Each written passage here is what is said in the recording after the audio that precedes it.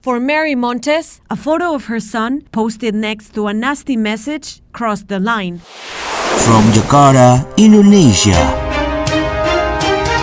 Attack online and offline for female journalists. Journalists to collect war crimes evidence. Kharkiv in flames after Russian drone strike. MLINE Public Updates powered by VOA, Voice of America. Venezuelan sport journalist Mary Montes says that she has endured years of online abuse directed at her and her family. Analysts say that the digital attacks are frequently used to try to discredit and silence the female journalist. Aquí usa uno de sus seguidores una fotografía de mi hijo. For Mary Montes, a photo of her son posted next to a nasty message crossed the line. The work of an online attacker. Un acoso que consiste. It's a harassment campaign meant to discredit me. Everything he said is overtly misogynistic.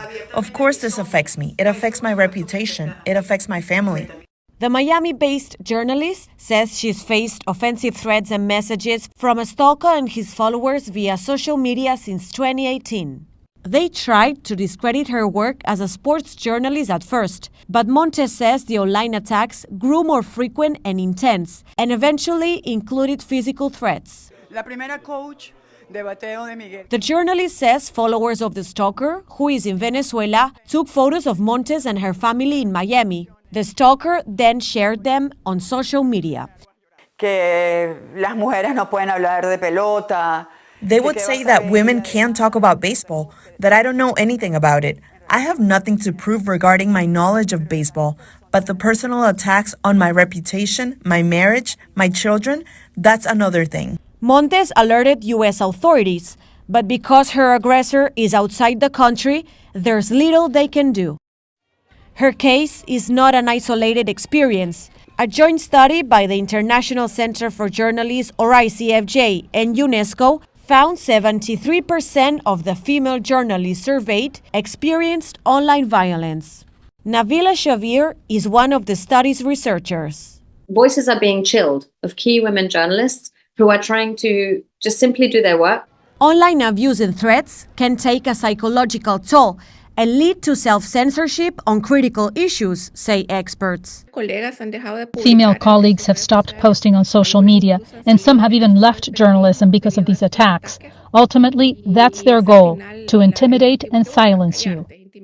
And the perpetrators of online harassment come from many sources. You have governments, you have, sort of authoritarian leaders. Then you have a number of non-state actors. And then there's sort of just like the sort of classic, you think of like the troll in the basement who's just like out here like taunting people. Experts say online targeting of journalists is frequent, but female reporters are singled out with more gendered attacks. They're being critiqued for appearance, or they're being critiqued for lack of intelligence, or perceived like something that is specifically tied to the fact that they are a woman, which then makes them, like less credible in the eyes of the attacker.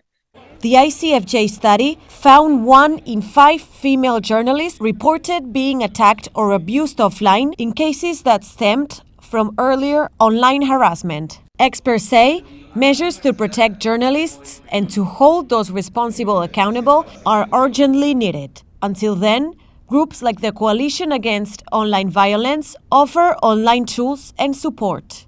Julia Riera, VOA News. Journalists covering conflict around the world have unique access to the scenes of war crimes, but there are few mechanisms that use that content as evidence in court of law. The Reckoning projects aim to change that things.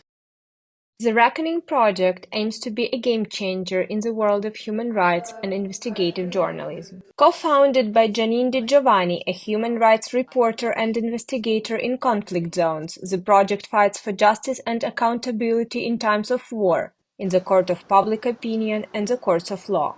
I've always worked in conflict zones, war zones, or the aftermath of war, and I've always taken testimonies of survivors. Someone has to keep a record of that. I think all wars and all places where people suffer should be treated equally.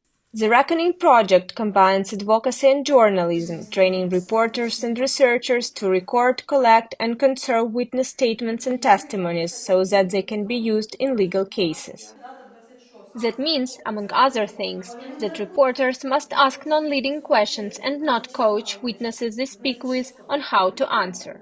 The journalists are not affiliated with any court system and receive support from foundations and non-profits. The interviews sometimes feature in news reports, but Di Giovanni says there is a bigger purpose. In the short term, working with prosecutors, working with advocacy, putting pressure on the UN or governments, in the long term, to keep a lasting memorial of what happened. 2 years into Russia's full-scale invasion of Ukraine, the project is laying the groundwork for future war crimes trials. Natalia Gumenyuk leads a Kyiv-based team focused on talking with survivors and witnesses to war crimes. So everybody to whom we talk potentially are eligible to speak at court. In the cooperation with international analysts and lawyers, we developed this methodology to where what they say is not just the journalistic material, but also can be used as evidence for the prosecutors, for the law enforcement in Ukraine and abroad. An important task is to prove that certain war crimes are not an aberration, but part of a pattern perpetrated by the Russian army. Moscow denies carrying out atrocities, even as the UN documents Russian tactics causing over 10,000 civilian deaths, its abduction of hundreds, possibly thousands of children, and use of rape as a weapon. We see that the same commanders are still, shelling the rockets indiscriminately into the civilian infrastructure, into the train station, houses, shopping malls, and things like that. And they act the same way. They torture the people. They electrocute them the very same way in Berdyansk and in Kherson, in Kakhovka, and as it was in Izum. With the International Criminal Court issuing arrest warrants for Russian President Vladimir Putin and the US unsealing war crimes charges against Russian military personnel, the work of the Reckoning Project and others is likely to play an important role in future hearings. Anna Chernikova, VOA News, Kyiv. Russian drone strike on Kharkiv, Ukraine's second largest city, killed at least 7 people overnight, including 3 children. The Iranian-made drone hit civilian infrastructure in the Nemyshilyan district of the city, causing a massive fire that burned down 15 private houses. More than 50 people have been evacuated, and also emergency workers that had contained the blaze. The Voice of America, VOA.